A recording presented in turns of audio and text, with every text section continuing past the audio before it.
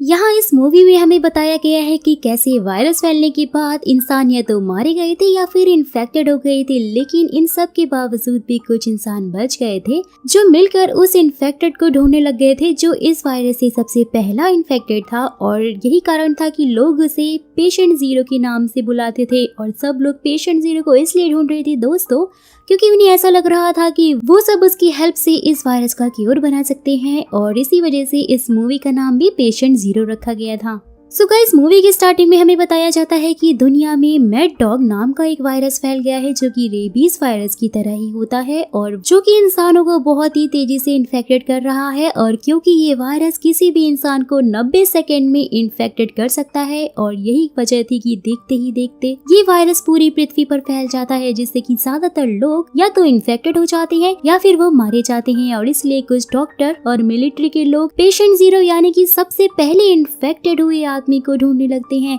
जिससे कि वो उसकी हेल्प से क्योर बना सके। और फिर हम मॉर्गन नाम के एक आदमी को देखते हैं जो कि ऐसे ही एक मिशन का हिस्सा होता है और ये मिशन कर्नल नॉक्स की देखरेख में हो रहा था। फिर सोल्जर एक इन्फेक्टेड को पकड़ लेता है और उसे एक चेयर से बांध दिया जाता है। फिर मॉर्गन म्यूजिक बजाता है और उस इन्फेक्टेड के पास भी पहुंच जाता है क्योंकि वही एक इंसान है जो कि इन्फेक्टेड से बात कर सकता है। यहाँ ऐसा इसलिए था क्योंकि उसे भी काटा गया था लेकिन किसी वजह से वो इन्फेक्टेड होने के बावजूद भी चेंज नहीं हुआ था। और उसके बाद मॉर्गन उस इन्फेक्टेड से बात करने की कोशिश करता है और वो उसे पेशेंट जीरो के बारे में पूछने लगता है, जहाँ इस दौरान वो उसे पूरी तरह से कंट्रोल करके शांत कर देता है कि तभी कर्नल उनके बीच में बोल देता है जिसकी वजह से वो इन्फेक्टेड पूरी तरह से कंट्रोल से बाहर हो जाता है। और इसलिए मॉर्गन वहाँ से बाहर चला जाता है और कर्नल पे बहुत ज्यादा गुस्सा होने लग जाता है। लेकिन कर्नल उस इन्फेक्टेड के पास पहुँचता है और गन से शूट करके उसे मार देता है, जिस बात से मॉर्गन और भी ज्यादा गुस्सा हो जाता है क्योंकि उसे ऐसा लग रहा था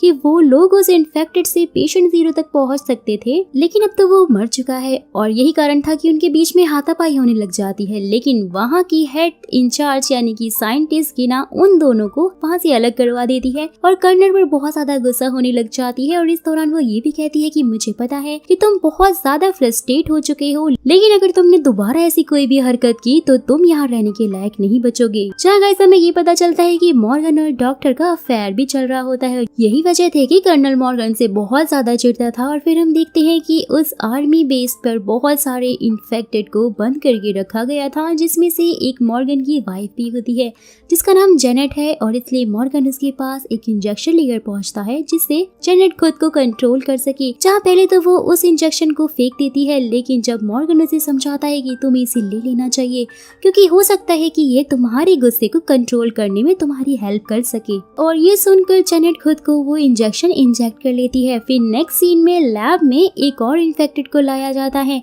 लेकिन जब सोल्जर उसे बांध रही होती हैं तो वो खुद को आजाद कर लेता है और उन पर अटैक करने लग जाता है, जैसे कि मॉर्गन का दोस्त स्कूटर उस इन्फेक्टेड को रोकने के लिए वहाँ पर पहुँच जाता है, लेकिन वो इन्फेक्टेड उसे काट लेता है। जिसके बाद गीना स्कूटर के हाथ को बांध देती है और उसे ऑपरेशन थिएटर में लेकर जाती है। वो उसके हाथ को काट देती है जिससे कि वो इन्फेक्टेड ना हो। जहाँ उन्होंने सब कुछ तो टाइम से किया था, लेकिन उसके बावजूद भी गाइस स्कूटर इन्फेक्टेड हो जाता है, जिसकी वजह से कर्नल उसे गन से शूट करके वहीं पे मार देता है। जिस बात से मॉर्गन बहुत ज्यादा गुस्सा हो जाता है क्योंकि सिर्फ एक स्कूटर ही था जो कि उसका बहुत ही अच्छा दोस्त था और उसे हमेशा हंसाने की कोशिश किया करता था, यानी वो बहुत ही ज्यादा अच्छे दोस्त थे। फिर नेक्स्ट डे मॉर्गन म्यूजिक चालू करके फिर से उसी इन्फेक्टेड के पास भी पहुंच जाता है जिसने स्कूटर को इन्फेक्टेड किया था। और इस दौरान वो इन्फेक्टेड को म्यूजिक बजने की वजह से बहुत ही दर्द हो रहा होता है। जहाँ पहले तो वो इन्फेक्टेड मॉर्गन के सवालों का जवाब ही नहीं दे रहा होता है और इसलिए मॉर्गन फिर से म्यूजिक चालू कर देता है। और यहाँ पर गाइस हमें ये पता चलता है इन्फेक्टेड होने के बाद उसकी सुनने की क्षमता बहुत ही ज्यादा बढ़ गई थी। और गाइस आपको भी पता ही होगा कि ज़ॉम्बीज़ जो होते हैं उनकी सुनने की और सूंघने की शक्ति बहुत ज्यादा बढ़ जाती है और इसलिए म्यूजिक उन्हें बहुत ही ज्यादा इरिटेट भी करता है। जहाँ वो इन्फेक्टेड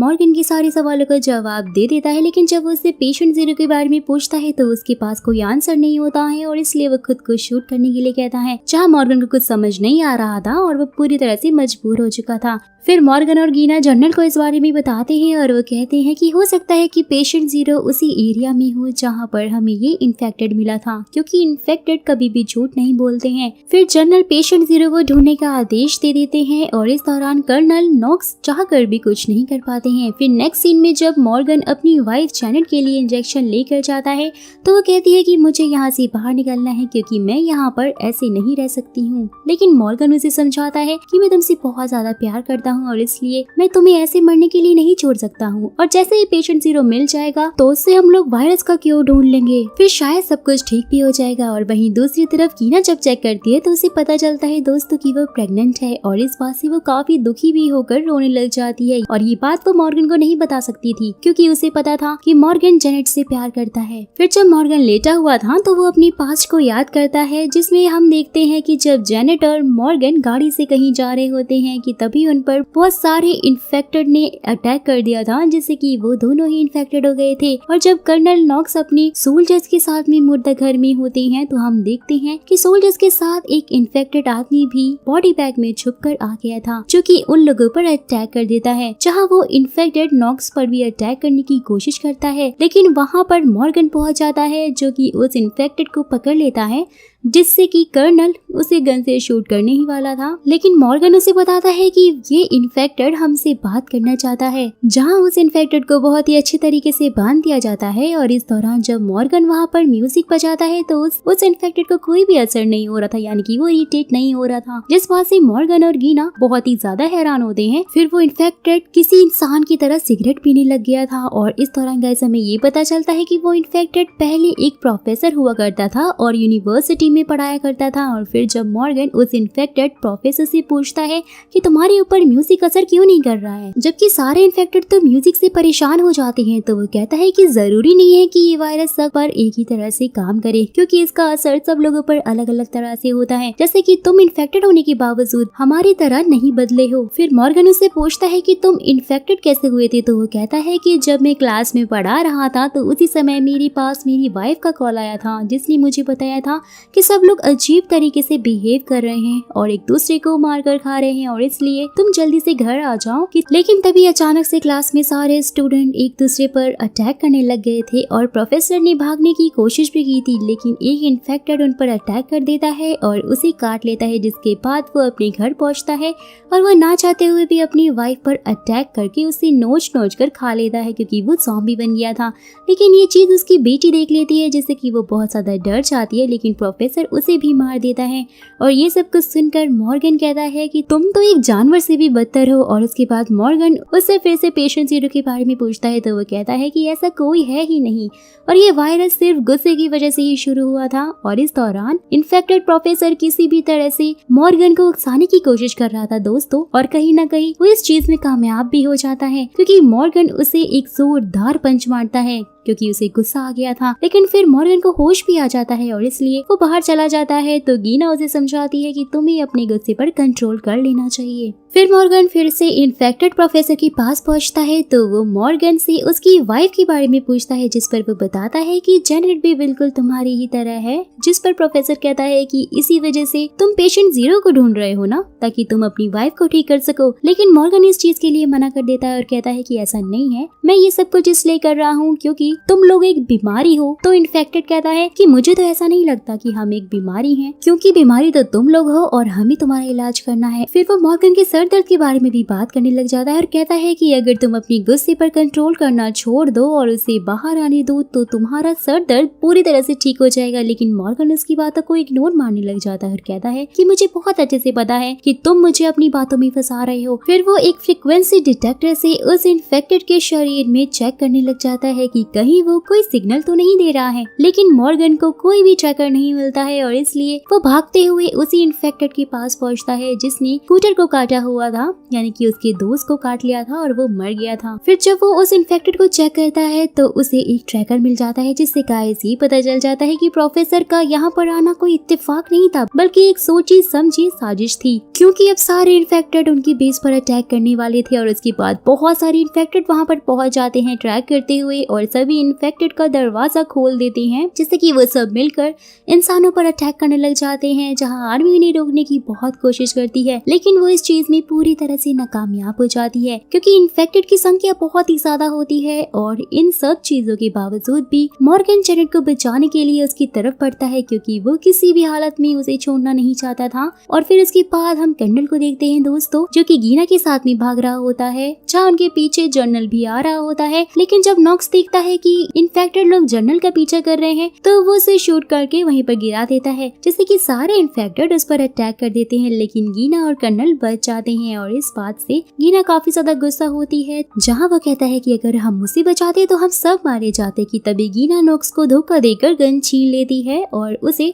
वापस से लैब में चलने के लिए कहती है, लेकिन वो इस चीज के लिए मना कर देता है और उससे गन वापस छीनने की कोशिश करता है, जिससे गीना उसे शूट कर देती है। और वहीं दूसरी तरफ मॉर्गन जेनेट के पास पहुंचता है, जहां वो उसे खुद से दूर रहने के लिए कहती है, लेकिन मॉर्गन उसकी कोई भी बात नहीं सुनता है और उसे समझाता है कि मैं तुमसे बहुत प्यार करता हूँ, इसलिए मैं तुम्हें यहाँ पर छोड़कर नहीं जा सकता हूँ और मैं किसी भी हालत में तुम्हारा इलाज करवाऊंगा और तुम बिल्कुल ठीक हो जाओगी पहले जैसी ही। और फिर जब वो दोनों लोग आगे बढ़ रहे होते हैं दोस्तों, तो उन्हें गीना मिल जाती है, जहाँ पहले तो गीना जेनेट को देखकर काफी ज्यादा डर जाती है, लेकिन मॉर्गन उसे समझाता है कि हम इसे छोड़कर यहाँ नहीं जा सकते हैं, जहाँ वो अपनी गन नीचे कर लेती है। और उसी समय गीना पर एक इन्फेक्टेड अटैक करने की कोशिश करता है, जिससे कि वो गन से शूट करके उसे मार देती है। फिर वो लोग रिसर्च से रिलेटेड सैंपल लेने के लिए लैब में पहुंच जाते हैं कि तभी एक सोल्जर वहां पर इन्फेक्टेड होकर उन पर अटैक करने की कोशिश करता है, लेकिन मॉर्गन उसे मार देता है। और फिर जब वो लोग आगे बढ़ रहे होते हैं तो उन्हें पता चलता है गाइस कि वो चारों तरफ से घिर चुके हैं और इसलिए वो सब टनल की हेल्प से आगे की ओर बढ़ने लग जाते हैं। लेकिन उन सब की वजन की वजह से टनल हिलने लग जाता है और उसका एक पार्ट नीचे गिर जाता है, जिससे सभी इन्फेक्टेड को उनके बारे में पता चल जाता है और वो लोग उनकी तरफ बढ़ने लग जाते हैं,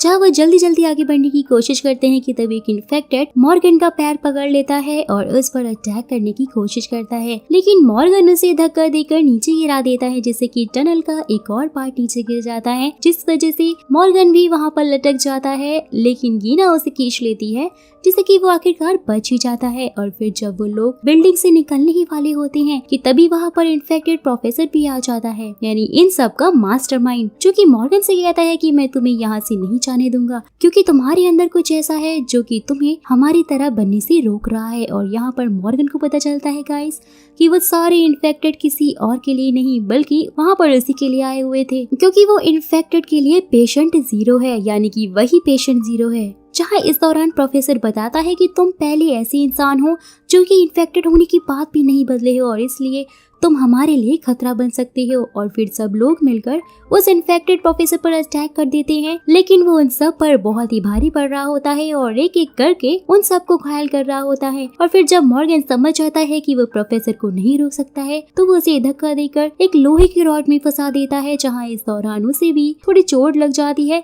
जिससे कि वो भी घायल हो जाता है। और फिर जब प्रोफेसर समझ जाता है कि वो मॉर्गन को नहीं रोक पाएगा, तो वो तेजी से चिल्लाता है, जिससे कि सारे इन्फेक्टेड उसकी तरफ बढ़ने लग जाते हैं। और इसलिए जेनेट मॉर्गन और गीना को वहाँ से निकलने के लिए कहती है और खुद वहीं पर रुककर इन्फेक्टेड का सामना करने का फैसला करती है, लेकिन मॉर्गन इस चीज के लिए मना कर देता है और वो उसे समझाती है कि गीना प्रेग्नेंट है और इसलिए तुम्हें उसे बचाना ही पड़ेगा। फिर जेनेट मॉर्गन से कहती है कि मैं तुमसे बहुत ज्यादा प्यार करती हूँ और उसके बाद वो इन्फेक्टेड का सामना करने लग जाती है, जहाँ गीना और मॉर्गन बेस से बाहर निकल जाते हैं और उसके बाद मॉर्गन एक बाइक लेकर इन्फेक्टेड से बचता हुआ गीना को लेकर वहाँ से निकल जाता है। और दोस्तों यहाँ हमें इन सब चीजों से ये पता चलता है कि इन्फेक्टेड धीरे धीरे पहले से ज्यादा और भी स्मार्ट होते जा रहे हैं और यही वजह थी कि उन्होंने बहुत ही आसानी से मॉर्गन को ढूंढ लिया था, क्योंकि कहीं न कहीं उन्हें इस चीज का अंदाजा हो गया था कि फ्यूचर में मॉर्गन उनके लिए खतरा बन सकता है और इसलिए वो किसी भी तरह से उसे मारना चाहते थे, क्योंकि वो इन्फेक्टेड लोगों के लिए पहला ऐसा इंसान था